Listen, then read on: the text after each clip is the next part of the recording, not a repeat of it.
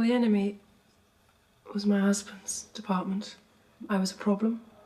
What do we do with her? This little boy is called Philip. His full name is Philip Schleswig-Holstein Sonderburg Glucksburg, and he grew up in Germany.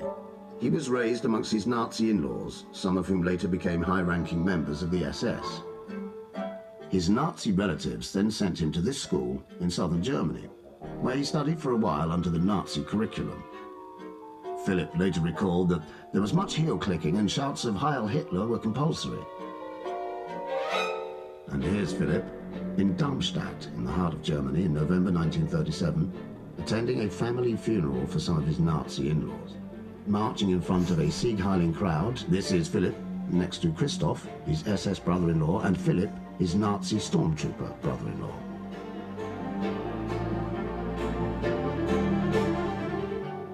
Imagine if a man with a past like this had somehow ended up marrying into British aristocracy. Well, he did.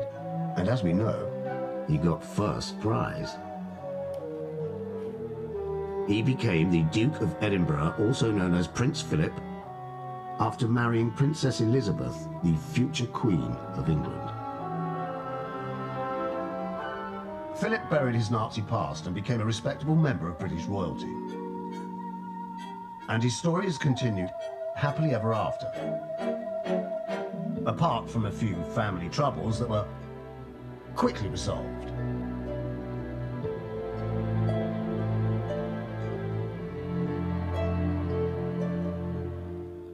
In the years before Princess Diana was killed, she told many people that the British establishment was planning to eliminate her.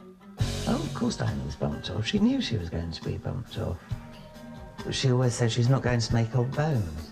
Diana had left a note saying that she thought that somebody was going to kill her and that it would be in a car accident. When a woman left a note saying, FYI, if I'm dead, here's how it's gonna happen, and then it happens exactly like that, I think someone should pay attention. What if this woman's name had been Diana Smith, and she'd written in a note which had been subsequently unveiled, "My husband Charles Smith wants me to die in a car accident," and subsequently she did.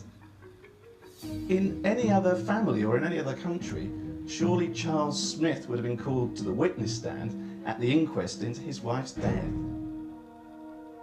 When you have the head of the British security services calmly announcing we have never killed anybody in the last 50 years, I laughed out loud. What's the point of them then?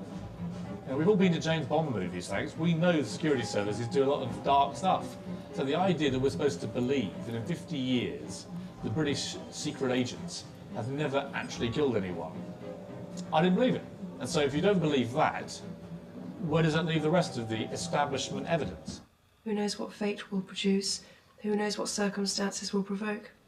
It's weird that at a time when you know the establishment can think of nothing worse than Dodi Fayed, son of Muhammad, marrying and possibly impregnating Diana, that she's conducting a major international offensive against landmines with all the crippling economic problems that would bring for the British establishment again, and the British government, and America. If you add all these to the mix, then if you were ever going to do something dodgy to Diana, that's the time you would do it. She'd become trouble, as she used to say to me. I'm trouble to them. I won't go away. I won't go quietly. She won't go quietly, that's the problem. I'll fight till the end. Presidents have been killed for less.